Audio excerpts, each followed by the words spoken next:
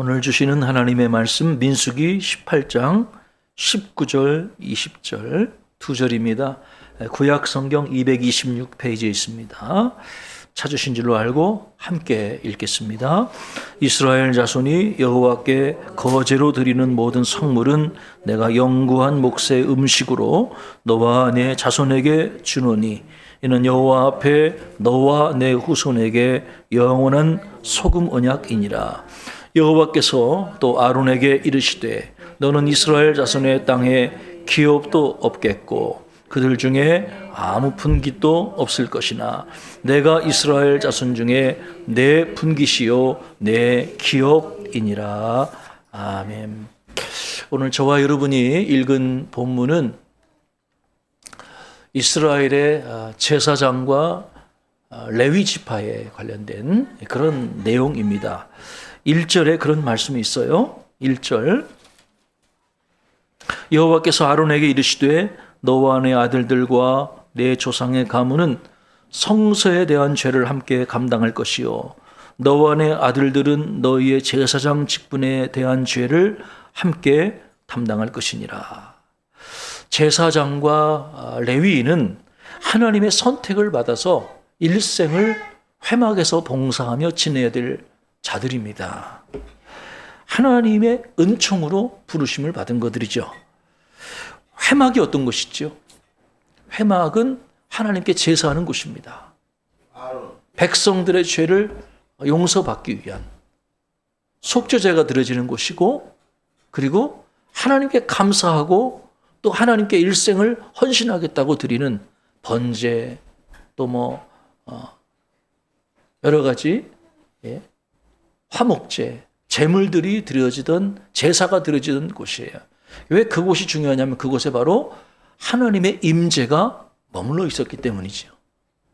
하나님이 이스라엘 백성들에게 말씀해 주시고 이스라엘 백성들의 죄를 사하시고 이스라엘 백성들과 만나 주셨던 그것이 바로 회막이었습니다. 이스라엘 백성들의 동서남북으로 사방 진을 치고 있는데 그 동서남북 사방 중앙에 바로 회막이 있었죠. 왜 회막이냐? 하나님이 그들을 만나주시는 장소라 해서 회막이라고 그래요. 다른 이름으로는 성막이라고도 불리죠. 그런데 그 회막에서 봉사하는 자들을 하나님이 선택해 주셨는데 그들이 누구냐면 바로 제사장과 레위인들이었다고 하는 것이죠. 여러분, 하나님의 임재가 머무른다. 그리고 하나님이 말씀해 주신다. 하나님이 그들의 죄를 용서해 주신다. 그러니까 이건 그들에게 엄청난 축복이죠. 이스라엘 백성들에게는 큰 축복이에요. 그런데 사실은 이스라엘 백성들에게는 축복이지만 그곳에서 일하는 자들에게는 굉장히 두렵고 떨리는 일이죠. 만약에 제사장이 자칫 실수로 혹은 고의로 하나님의 그 제사법이 있거든요. 그냥 드리는 게 아니에요. 하나님이 제사법을 다 규정해 주셨어요. 그 법대로 하나님께 제사를 드리지 않으면 어떻게 될까요? 그들은 거룩한 일을 감당하다가 하나님의 심판을 받아서 죽어야만 했다고 하는 거예요. 그러니까 하나님의 성전을 섬기는 자들은 성전의 법에 따라서 하나님을 섬기는 것이고 자칫 그 일을 소홀히 여겼다가는 하나님의 심판을 받는, 그러니까 참 두렵고 떨리는 일이었다고 하는 거예요. 그래서 연약한 제사장이 그 직분을 감당하기 위해서 그를 도울 자들이 반드시 필요했던 거죠. 그들이 누구냐면 레위인이었다고 하는 거예요. 하나님은 레위인을 세우셔서 연약한 제사장을 도울 수 있는 방책을 허락해 주셨던 것이죠. 자, 4절 말씀에 이런 말씀이 있어요. 자, 4절 한번 같이 읽어보십시다.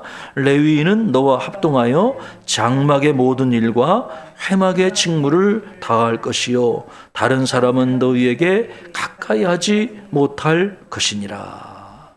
레위인이 제사장과 합동해서 협력해서 장막의 모든 일과 회막의 직무를 감당할 것이다.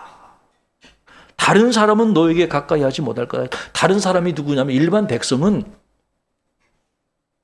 성막 안에, 회막 안에 함부로 들어올 수 없었다는 거예요. 들어오면 그들도 죽임을 당하는 거예요. 그러니까 제사장들은 이렇게 회막 바깥에서 있어야 된다는 거예요. 여러분, 레위인들도 하나님의 선택을 받아서 제사장을 돕기는 합니다마는 분명한 룰이 있었어요. 규칙이죠. 그게 뭐냐면 레위인들도 회막의 기구와 제단에는 가까이에서는 안 된다는 거예요. 회막의 기구와 제단을 만지거나 그 제사 드리거나 가까이 하는 업무는 누가 해야 되는 거죠? 그 레위인이 하는 일이 아니라 그것은 오직 제사장만이 할 수 있었다고 하는 거예요. 또 제사장 중에서도 여러 제사장 중에서도 지성소에 1년에 한 번만 들어갈 수 있는 날이 있어요. 대속죄일. 그날에 들어갈 수 있는 것은 누구냐? 그건 일반 제사장은 안 되고 대제사장.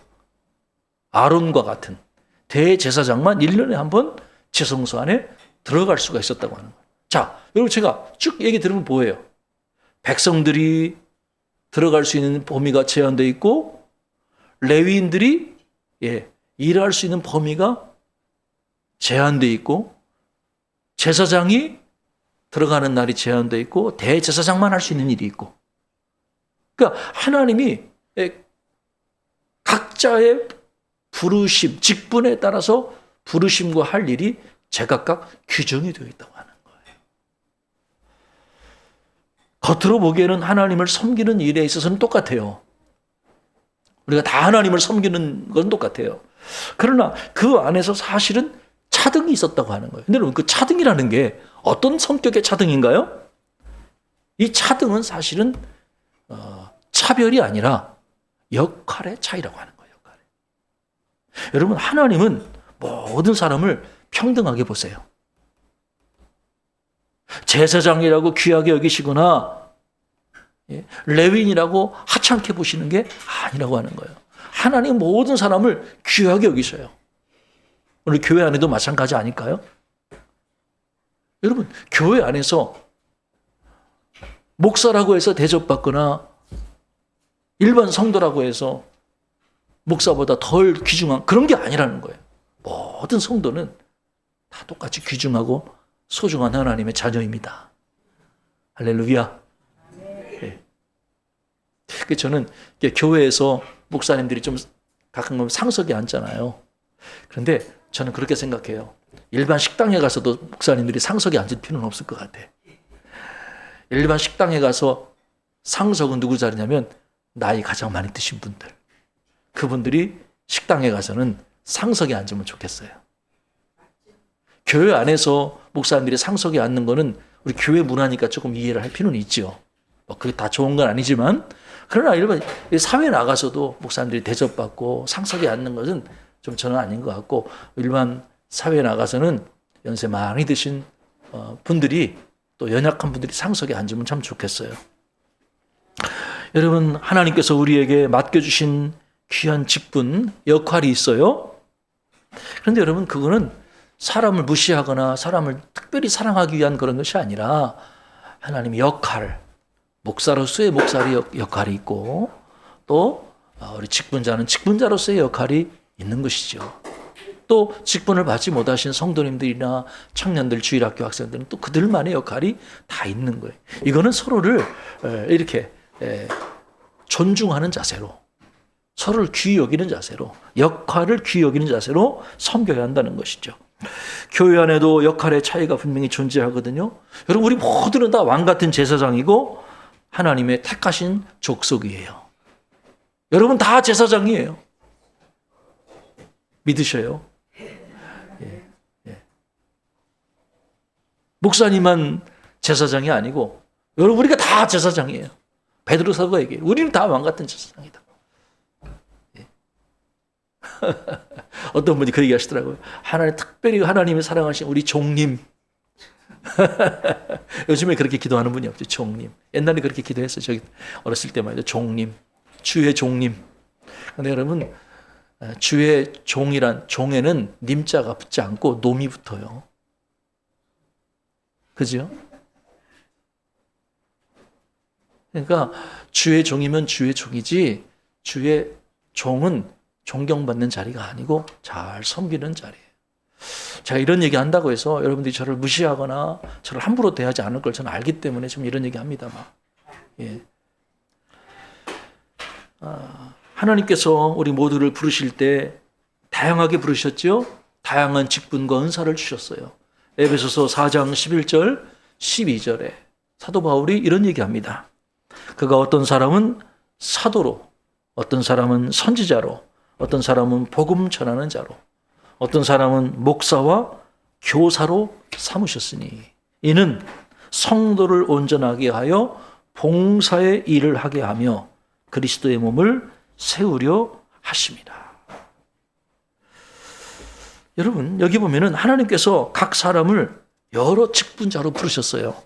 사도, 선지자, 복음 전도자, 목사, 교사. 아주 다양하죠. 하나님이 부르신 형태가 다양해요.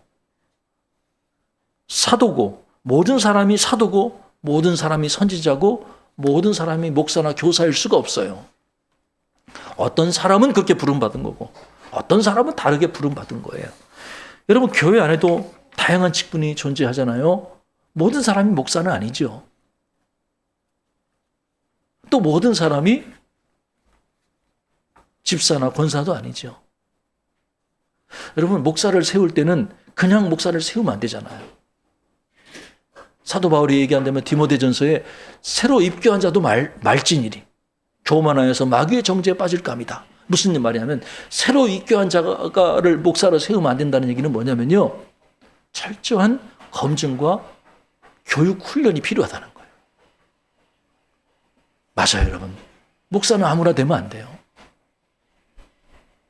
목사를 세우는 것은 교회의 리더를, 지휘자를 세우는 거니까, 지도자를 세우는 거니까 최소한 더 오랫동안 검증해서 그리고 잘 훈련시켜서 그가 목사의 직분을 잘 감당할 수 있다고 인정될 때 그에게 목사 직분을 주는 게 저는 맞다고 생각해요. 집사 한 명을 세우는 것하고 목사 한 명을 세우는 것하고 전혀 다르죠. 그렇다고 해서 그 목사의 직분이 귀하지만 그렇다고 해서 목사가 교회에서 다 높임받을 필요는 없지요. 전권을 휘두를 필요도 없지요. 왜냐하면 모든 직분은 교회를 세우기 위해서 존재하기 때문에 그래요. 하나님께서 성도들에게 직분을 주신 목적은 성도를 온전히 세우기 위함이라는 거예요. 그리고 온전히 세워진 성도를 통해서 봉사의 직분을, 봉사의 사역을 감당하기 위함이라고 하는 거예요. 하나님께서 목사를 세우신 목적도 마찬가지예요. 여러분을 온전히 세워서 여러분이 봉사의 직분을 감당함으로 그리스도의 몸을 세우기 위함이라고 하는 거예요. 우리 몸에 다양한 지체가 존재하는 것처럼 하나님은 다양하게 우리를 불러주셨어요. 어떤 사람은 일반 백성으로, 어떤 사람은 레위인으로, 어떤 사람은 제사장으로 불러주셨어요. 자, 여러분, 제사장과 레위인에게 주어진 직무가 뭡니까? 그거는 바로 성소의 직무죠. 제단의 직무라고도 할 수 있어요. 성소의 직무, 제단의 직무.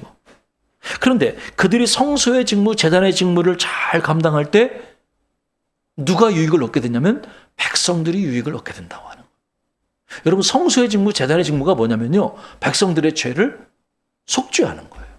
백성들이 연약해서 죄를 지을 수밖에 없거든요. 그러면 제물을 가지고 하나님 앞에 나아가는 거예요. 그러면 제사장과 레위인들이 합동해서 백성들의 죄를 이렇게 사해주는 제사를 하나님께 드리는 거예요. 그때 그들의 죄가 용서를 받는 거예요. 그러니까 제사 제도를 통해서 백성들의 죄가 용서를 받는 거예요. 하나님 그들에게 율법을 주셨죠. 근데 여러분, 율법을 다 지킬 수 있는 사람이 없거든요. 율법을 어긴단 말이에요. 그래서 하나님이 율법만 주신 게 아니라 율법을 지키지 못할 때 그 율법을 지키지 못한 죄로부터 용서받을 수 있는 새로운 길을 내신 게 바로 제사제도라고. 그러니까 하나님이 모세에게 주신 것이 두 가지잖아요. 하나는 율법이고 하나는 제사제도잖아요. 하나님은 우리에게 삶의 지침을 주시고 그 지침에 순종하지 못할 때 용서받을 수 있는 길을 제사제도를 통해 열어놓으신 거잖아요. 그러니까 여러분, 제사장과 레위인들이 그 직분을 잘 감당할 때 백성들이 하나님의 심판으로부터 구원을 받을 수가 있다고 하는 거예요. 평신도들은요, 세상을 섬겨요. 직장에 나가서 일하시잖아요. 사회에 나가서 일하시고요. 목사는요, 목사는 교회를 섬김으로 세상을 섬기는 거예요. 여러분들을 잘 온전한 자로 세움으로 말미암아 목사는 세상을 섬기는 거죠. 하나님께서 우리에게 어떤 직분을 주셨건 그 직분은 다 하나님의 선물이에요. 특권이 아니에요, 여러분. 특권이 아니에요. 하나님께서 우리에게 주신 모든 것은 하나님의 선물인 줄로 알고 은총으로 알고 감사함으로 받으셔야 돼요. 6절과 7절에 하나님 뭐라고 말씀하시죠? 레위인을 택하여 너희에게 선물로 주셨다. 7절에는요. 내가 제사장의 직분을 너희에게 선물로 줬다. 이렇게 말씀하시는 거예요. 여러분, 레위인의 직분도 하나님이 선물로 주신 것이고 제사장의 직분도 하나님이 선물로 주신 거예요. 선물이라는 게 뭐예요? 내 노력, 내 능력, 내 열심을 가지고 취하는 게 아니라고 하는 거예요. 하나님이 우리를 사랑하셔서 하나님이 우리에게 불쌍히 여기셔서 그 직분을 주신 거예요. 사도 바울이 그렇게 고백하죠. 고린도전서 15장 10절에 내가 나 된 것은 하나님의 은혜로 된 것입니다. 내게 주신 그의 은혜가 헛되지 아니하여 내가 모든 사도보다 더 많이 수고하였으나 내가 한 것이 아니요 오직 나와 함께 하신 하나님의 은혜로다. 한번 따라해 봅시다. 하나님의 은혜입니다. 하나님의 은혜입니다. 하나님의 은혜입니다. 하나님의 은혜입니다. 연약한 우리를 사랑하셔서 직분을 맡기신 것은 내 노력이 아니라 하나님의 선물이고 하나님의 은혜입니다. 여러분, 이 은혜의 의식이 정말 우리에게 너무나 소중하죠. 다른 사람보다 더 많이 교회를 위해 수고했지만 이것은 내가 한 것이 아니요 나와 함께 하신 하나님의 은혜입니다.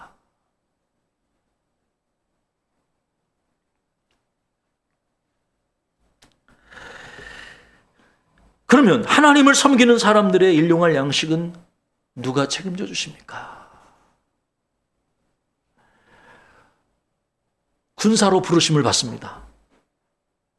제가 군대 가보니까요, 참 좋은 게 있어요. 군대 가니까 먹여주고 재워주던데요. 옷도 주고요. 총도 주고요. 황 집사님 요즘도 그렇게 하나요? 우리 황 집사님 훈련병들 하루 새끼 다 먹이시느라 고생 많죠. 심지어 훈련을 나가도요 밥차가 오던데요. 요즘 많이 좋아졌대요. 요즘 많이 좋아졌대요. 옛날에 비해서 먹는 게 많이. 우리 황 집사님 그 일을 감당하시거든요. 우리 군인들 먹이는 거 많이 좋아졌죠, 집사님. 예. 군인 다시 가고 싶네. 햄버거도 나오고 짜장도 나오고 요즘에 뭐, 예?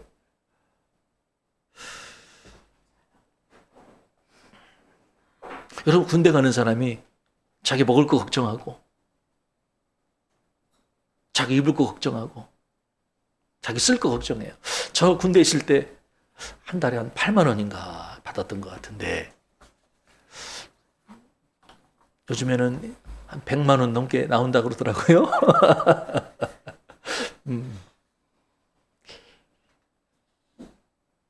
참 좋아졌잖아요, 군대가. 여러분, 군사로 부름받으면 그의 먹을 것, 생활비는 누가 책임져 주죠? 국가에서 책임져 줘요. 국민의 세금으로 책임져 줘요. 자, 일꾼을 모집해요, 주인이. 그럼 그 일꾼의 밥, 일꾼의 생활비는 누가 책임져 줍니까? 일꾼을 부른 주인이 책임져 줘야 되죠. 자기 돈을 써가면서 일하는 사람은 없죠. 그러면 우리가 주님의 일꾼으로 저와 여러분이 부름을 받았어요. 우리 먹을 것, 쓸 것, 입을 것, 우리의 생계는 누가 책임져 주십니까? 하나님이 책임져 주셔야 된다는 거예요. 오늘 8절에 제사장의 생계에 관해서 8절에 이렇게 말씀하시죠. 8절 읽어보십시다.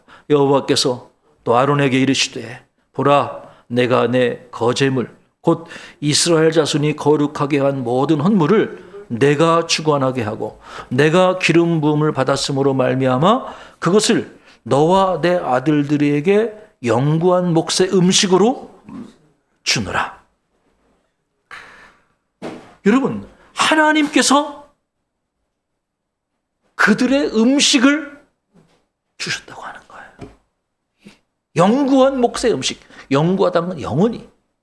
거제물로 드린 거, 하나님께 올려드린 거 있잖아요. 예? 그거 하나님 제사장 몫으로 주겠다는 거예요. 그러니까 제사장 몫이 되는 부분이 있어요. 불사르지 않은 부분들. 불사른 부분은 하나님께 드려진 거예요. 그러니까 불사르지 않은 부분들은 제사장 몫이 되는 거죠. 속죄나 속죄제나 소제나 속죄제, 속건제를 백성들이 드릴 때에 제물의 기름을 다 불태워서 드려요. 그리고 제사장은 성막 안에서 성물의 일부를 먹을 수가 있었다고 하는 거예요. 구체적으로 화목제물 중에서 제사장의 몫으로 가는 부분이 있죠. 제물의 가슴살, 오른쪽 넓적 다리는 제사장 몫이에요. 요즘에 젊은이들은 살 안 찌려고 가슴살 많이 먹는데요. 하나님이 다이어트를 잘 시키시는 것 같아요. 또 이스라엘 백성들이 땅에 첫 소산을 하나님께 드릴 때 가장 좋은 기름, 포도주, 곡식은 제사장 몫으로 돌아갔다고 하는 거예요. 또 자녀들 중에서 처음 태어난 초태생 사람, 또 짐승, 이것도 제사장 몫이 됐어요. 아니, 첫 아들 드리면 그걸 제사장 몫으로 어떻게 드려요? 사람을 드리는 게 아니라 사람의 몫으로 성소, 이게 5세겔, 은 5세겔을 계산해서 은 5, 돈으로 제사장에게 드리게 한 거죠. 여러분, 이스라엘 백성들이 땅에 소산이 나면 10분의 1을 하나님께 드려요. 그 하나님께 드린 10분의 1, 11조가 레위인에게 드려지는 거예요. 그러면 레위인들이 일반 다른 지파 사람들의 10분의 1을 받잖아요. 그러면 레위인들이 받은 10분의 1은 레위인도 10분의 1을 드려요. 그러면 레위인들이 드린 10분의 1은 누구에게로 가는 거죠? 성전에서 일하는 제사장에게 가는 거예요. 이렇게 해서 레위인들과 제사장이 먹을 걱정하지 않고 살아갈 수 있게 하나님이 마련해 주신 거예요. 이거를 하나님이 소금 언약이라고 정하셨어요. 자, 소금 언약이라는 말이 나오죠? 예? 이는 여호와 앞에 너와 내 후손에게 영원한 소금 언약이니라. 예. 이 소금 언약의 핵심이 뭐냐면 하나님이 레위인과 제사장들의 먹을 것을 책임져 주시겠다. 그게 소금 언약이라는 거예요. 자, 소금 언약이라는 말이 왜 나온 말일까요? 소금은요, 변하지 않아요. 소금은 변하지 않는 특성을 가지고 있죠. 그것처럼 하나님께서 제사장과 레위인들에게 맺으신 이 언약, 그들의 생계를 책임져 주시겠다고 맺으신 그 언약도 영원히 변하지 않는다. 하나님이 보증해 주신 언약이 바로 소금 언약이라고 하는 거예요. 그래서 20절 그런 말씀이 있어요. 20절 읽어보십시다. 여호와께서 또 아론에게 이르시되 너는 이스라엘 자손의 땅에 기업도 없겠고 그들 중에 아무 분깃도 없을 것이니 내가 이스라엘 자손 중에 내 분깃이요 내 기업이니라. 여러분, 하나님께서 이스라엘 12지파에게 골고루 제비 뽑아 땅을 분배해 주셨거든요. 이제 장차 그들이 가나안 땅에 들어가면 그들이 이제 제비 뽑아 나누는 땅에서 살아야 되는 거예요. 그런데 유독 한 지파는 땅을 분배받지 못했어요. 그 지파가 누구냐면 레위 지파인 거예요. 여러분, 레위 지파에게는 기업이 없어요. 땅이 없어요. 그러면 레위 지파는 땅도 없이 어떻게 먹고 사느냐? 그 나머지 12지파가 사는 곳 중에 골고루 48개의 성읍을 정해서 48개의 성읍들을 정해서 그들이 흩어져서 레위인들이 48개의 성읍, 이스라엘 전역에 다 흩어져서 그 성읍 안에서 살게 하셨어요. 하나님은 레위인과 제사장들에게 땅을 기업으로 주시는 것이 아니라 대신에 하나님 자신을 기업으로 주셨다고 하는 거예요. 나는 내 분깃이요 내 기업이니라. 하나님이 레위 지파의 분깃과 기업이 되어주신다는 거예요. 눈에 보이는 땅은 아니지만 하나님이 그들의 기업이 되어주셔서 그들이 궁핍하지 않도록 하나님이 책임져 주시겠다는 거예요. 사랑하는 여러분, 하나님의 종은 하나님이 먹이시고 하나님이 책임져 주세요. 할렐루야. 혹 여러분들이 내가 드린 헌금으로 우리 목사님 월급 주는데 그렇게 생각하지 않으셨으면 좋겠어요. 하나님의 종은 하나님이 먹이시고 하나님이 책임지세요. 여러분이 드리는 헌금은 하나님께 드리는 거예요. 목사에게 드리는 게 아닙니다. 하나님께 드리는 거예요. 그러면 하나님은 여러분이 드린 헌금 중에서 일부를 주의 종인 목사에게 생활비로 책임져 주시는 거예요. 왜? 그렇게 약속해 주셨으니까. 그렇게 불렀으니까. 저와 여러분 모두가 영적인 제사장이거든요. 우리가 분깃 되시고 기업 되신 하나님을 바라보므로 염려하지 마세요. 하나님이 여러분의 모든 필요를 아시고 채워주실 거예요. 목사만이 아니라 여러분도 제사장이에요. 하나님이 여러분의 모든 필요를 아시고 하나님이 여러분의 분깃이요 기업이 되어주실 거예요. 은행에 업무가 좀 있어서 시간을 다투는 문제가 있어서 은행을 가야 돼요. 근데 이제 그날이 우리 큰딸이 서울의 병원에 3시까지 이제 입원해야 되는 날이에요. 근데 이제 오전에 이제 뭐가 딱 승인이 떨어져서 이제 은행의 업무를 빨리 보고 그 다음에 빨리 3시까지 올라가야 돼. 시간이 너무너무 촉박한 거예요. 그 타이밍을 놓치면 또 이제 주말 끼고 제가 다음 주 또 제주도 가야 되고 하니까 이게 너무 늦어지는 거예요. 그래서 불이 나게 하여튼 차를 몰았죠. 근데 제가 차 운전하면서 은행에 가면서 속으로 무슨 기도를 했는 줄 아세요? 하나님, 제가 은행 업무 대출 잘 받게 도와줘. 그런 기도를 한 게 아니라 제가 가면서 하나님, 주차장 한 칸 좀 꼭 좀 남겨주세요. 제가 그 지난주에 그 은행에 갔더니 지상 1층부터 지하 5층까지가 주차장인데 주차장이 꽉 찼어요. 그래서 차를 그 주차장이 없으면 아주 그 주차하기가 곤란한 건물이 이제 10몇 층 되는 건물인데 지하 주차장에 하여튼 자리가 없더라고요. 그래서 제가 막 불이 나게 급하게 운전하며 가면서 제가 그런 기도를 한 거예요. 하나님, 주차 공간 좀 예비해 두세요. 주차 공간 꼭 좀 간절히 기도하면서 갔어요. 도착했는데 세상에 여러분 1층부터 지하 5층까지가 꽉 차거든요. 가장 좋은 명당 자리, 명당이라고 하면 좀 그런가? 어쨌든 가장 좋은 자리 1층에 은행 바로 앞에 1층에 자리가 딱 하나 비어 있는 거예요. 그게 그럴 수가 없거든요. 모든 차가 1층을 통과해서 지하로 내려가야 되거든요. 지하 5층까지. 그런데 그런 상황인데 그러니까 지상 1층에 다 통과하는 자리 있잖아요. 거기에 자리가 하나가 날 리가 없거든요. 기적이에요, 저는. 거기 딱 하나가 자리가 나 있는 거예요. 할렐루야. 하나님이 뭔가 도와주시는구나. 하나님이 다 시간 빨리 이거 은행 업무 보고 하은이 데리고 빨리 서울 3시까지 가야 되는데 지켜주시는구나. 제가요, 그 1층에 난 주차 공간 딱 하나 보고 하나님이 잘 되게 하시겠구나. 잘 되게 하시겠구나. 제가 마치 그 엘리야가 손바닥만한 구름을 보고 곧 3년 6개월 동안 내리지 않던 비가 내릴 거라는 확신을 갖게 되잖아요. 그것처럼 제가 1층에 딱 주차공간 하나가 기가 막히게 비어있는 걸 그거 보고 하나님이 도와주시는구나. 확신을 갖게 됐어요.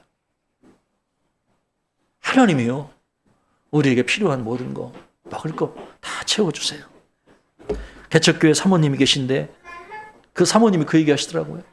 목사님, 교회 개척해보니까 하나님이 다른 건 몰라도 먹을 것만큼은 풍성하게 채워주세요. 제가 그 교회 전도하러 같이 가보면요, 갈 때마다 빵, 케이크, 여러 가지 칫솔, 비누, 음료수, 장난감, 필요한 것들을 나눠주시더라고요. 그게 들어온대요, 교회에서. 바울이 고린도전서 9장에서 이런 얘기합니다. 성전의 일을 하는 자들은 성전에서 나는 것을 먹으며 제단에서 섬기는 자들은 제단과 함께 나누는 것을 너희가 알지 못하느냐. 이와 같이 주께서도 복음 전하는 자들이 복음으로 말미암아 살리라 명하셨느니라. 맞아요, 여러분. 아무것도 염려하지 마세요. 다 주님께 맡기세요. 여러분들이 복음을 전하기 위해서 애쓰고 노력하면 하나님이 그 모든 것들을 공급해 주실 거예요. 염려하지 마세요. 낙심하지 마세요. 하나님이 우리의 기업이 되십니다. 한 집사님 간증 여러분과 나누고 말씀 마치려고 합니다. 한 집사님이 자기 물질에 대한 간증을 이렇게 나누셔서 나누고 싶어요. 하나님께서 저에게 처음으로 재정에 대한 부분을 깨닫게 하셨습니다. 내가 마음을 빼앗기지 않고 관리할 수 있는 만큼 부어주겠다. 재정관리의 첫 번째는 주권을 인정해 드리는 것이라는 깨달음이 왔습니다.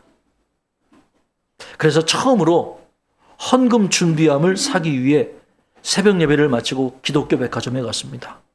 사실 헌금 준비함이라는 게 있는지도 몰랐었는데, 이런 게 있나 봐요. 저도 아직 잘 모르는데 헌금 준비함이라는 게 있나 봐요. 2개를 샀고 1개는 늦은 나이에 신학교에 들어가는 친구에게 선물로 줬습니다. 저는 그때 11년 전이니까 대학을 졸업하고 드럼 개인 레슨, 학원 강사, 대안학교 선생님 등을 하면서 매월 200만 원 정도를 벌고 있었는데, 제각각 입금 날짜도 다르고 방법도 달라서 주님 것을 따로 구별해 놓기가 쉽지 않았습니다. 그래서 그때부터 핸드폰 메모장에 가계부를 쓰기 시작했습니다. 처음에는 남자가 무슨 가계부를 쓰나 이런 조금 그런 마음이 들었다고 그래요. 그래도 주님께 내가 드리기 위해서 구별해 준비한다는 마음을 가지니까 월급 받을 때보다 기쁨이 더 컸다고 그래요. 11년 전에 핸드폰 가계부에 첫 번째 기록한 내용은 헌금 준비함 2개였습니다. 11년 전 처음으로 재정관리에 대한 훈련이 시작되면서 저에게는 생소한 비즈니스 영역이 열리게 됐습니다. 좋은 집은 아니었지만 부모님의 도움을 조금 받아서 처음으로 내 명의로 된 빌라를 가지게 됐고, 임대 사업이 시작이 됐습니다. 아마 이제 빌라를 임대했던 것 같아요. 원룸을 주든지 뭐 이런 식으로. 그리고 착한 가격에 라노스2 수동 중고차를 한 대 주셔서 후배들, 제자들과 함께 사역을 감당할 수 있었습니다. 물론 기름을 만땅으로, 만땅이라는 건 참 가득 채울 수 있는 날은 정말 드물었습니다. 언어 순화가 이분이 잘 안 되는 것 같아요. 하나님께서는 정말로 딱 관리할 수 있을 만큼만 허락해 주셨습니다. 그때는 정말로 이런 생각을 했다고 그래요. 하나님께서 좀 여유 있게 부어주시면 얼마나 좋을까, 이런 생각을 하게 됐다고 그래요. 항상 미리 주시지 않고 기한이 딱 돼서야 아주 스펙터클하게 허락해 주시는 경우가 대부분이었다고 그래요. 이런 재정의 훈련이 제 삶의 축소판이 되었습니다. 대학 입학 시험, 군악대 입대, 직장 문제 등 기도할 때마다 주님이 하셨습니다 라는 고백을 하게 하셨습니다. 11년 전에 약속을 붙들고 지금까지 온 결과 참 많은 것들을 보게 하셨다고 그래요. 처음 시작할 때보다 재정 규모를 30배 넘치게 부어 주셨다고 그러죠. 그래서 지금은 헌금 준비함에 신권으로 주정 헌금만 보관하고 나머지는 통장을 나눠서 관리하고 있습니다. 요즘은 재정 훈련과 함께 마음을 빼앗기지 않는 훈련을 하나님이 시키신다고 그래요. 골프를 쳐도 좋지만 마음을 빼앗기면 안 된다. 일을 성실히 하고 사업을 키우는 것도 좋지만 나보다, 하나님보다 먼저이면 안 된다. 나의 자리에 다른 것을 두지 말라. 내가 너의 왕이다. 마음을 구별하여 하나님이 훈련하고 계십니다. 주님은 한 번도 저에게 생고생을 시키신 적은 없습니다. 주님이 허락하신 훈련에는 분명한 이유와 성장이 있습니다. 제가 온전한 신뢰를 주님께 드리고 싶습니다. 여러분, 이 집사님 간증 들으면서 뭘 느끼셔요? 우리 성결교회 집사님이신데 참 귀한 간증이죠. 하나님은요, 우리를 훈련하세요. 저는 군대 가서 그런 훈련을 못 받아봤는데 제 선배가, 제 2년 대학 선배가 공수부대 특전사죠. 그 대위 출신이거든요. 이분이 그 얘기 하시더라고요. 어느 날 저한테 공수부대 가면 훈련하는 게 뭐냐면 낙하산 점프 훈련이래요. 낙하산 내고 비행기에서 뛰어내리는 자기가 점프를 여러 번 했대요. 공수부대니까, 대위니까. 그런데 그 점프 훈련은 처음부터 낙하산 타고 점프 훈련을 하는 게 아니고 사람의 그 건물 몇 미터라고 하더라? 사람이 가장 두려움을 느끼는 높이가 있대요. 그렇죠. 12m. 그 아파트로 보면 한 4층 정도 높이. 그게 실제로 사람이 거기 12m 높이에 딱 섰을 때 가장 두려움을 느낀대요. 그 높이에서 줄을 매달고 12m 높이에서 뛰어내리는 훈련들을 훈련소 때부터 시킨대요. 그런데 그 12m 높이에서 뛰어내리지 못하면 하늘에 헬기 타고 뛰어내릴 수가 없대요. 그러면서 그분이 그런 얘기 하시더라고요. 11조를 자기가 드리는 게 아마도 그런 훈련이 아닌가. 11조를 생활을 제대로 자기가 훈련하지 못하면 결코 물질을 하나님을 위해 드릴 수가 없더라는 거예요. 그게 훈련이라는 거예요. 사실은 10분의 1이요. 작은 돈이 아닙니다. 큰 돈이죠. 귀한 돈이죠. 그러나 생각해보면 우리 일생 전체를 놓고 볼 때 또 아주 큰 돈도 아니에요. 그 10분의 1이 뭐냐면요. 우리가 훈련받을 때 12m 높이가 10분의 1이라고 보는 거예요. 그게 두려운 거죠. 근데 그 훈련을 뛰어넘을 때 더 하나님의 높은 곳에서도 뛰어내릴 수 있는 훈련을 해 주시는 거죠. 그게 믿음 훈련, 내 한계 훈련이에요. 사랑하는 여러분, 하나님이 우리를 축복하시기 전에 물질의 훈련을 시키세요. 잘 관리할 수 있는 물질의 훈련을 시켜주시는 거죠. 그 훈련을 잘 감당하실 때 하나님이 여러분에게 더 귀한 것으로, 풍성한 것으로 맡겨주실 거라는 거예요. 하나님께서 우리에게 주신 직분, 또 재정, 건강, 이 모든 것들은 하나님이 우리에게 은혜로 선물로 주신 것이죠. 우리가 이것들을 잘 관리하고 하나님을 위해 쓰면 하나님께서 우리를 통해 더 많은 사람들에게 유익을 주는 삶을 살게 하실 거예요. 제사장과 레위인들이 그 직분을 잘 감당할 때 그 유익이 이스라엘 전체로 가잖아요. 그들이 하나님의 심판을 면하게 되잖아요. 우리가 세상이 약하고 사람들이 타락한 거를 문제 삼지 말고 우리가 깨어있고 믿는 우리들이 먼저 바로 서면 되는 거예요. 하나님 백성의 생계를 하나님이 책임져 주신다는 사실을 기억하세요. 하나님은 소금 언약, 영원히 변치 않는 언약을 우리에게 허락해 주셨어요. 그리고 내가 너의 분기시고 너의 기업이다. 제가 최근에 이렇게 여러 가지 계획하고 있는 것 중에 하나님이 지금 저에게 믿음 훈련 시키고 계시구나. 이건 돈 문제가 아니에요. 믿음 훈련이에요. 믿음 훈련. 아, 성도들이 이 믿음 훈련을 지금 감당하고 있겠구나. 제가 좀 느끼는 거죠. 사랑하는 여러분, 하나님이 우리의 기업이시니 우리가 그분을 신뢰함으로 잘 훈련 받으시기를 주의 이름으로 축복합니다. 하나님이 우리의 모든 필요를 채워주십니다. 기도하겠습니다. 하나님, 오늘 우리에게 영원히 변치 않는 소금 언약을 허락해 주심을 감사합니다.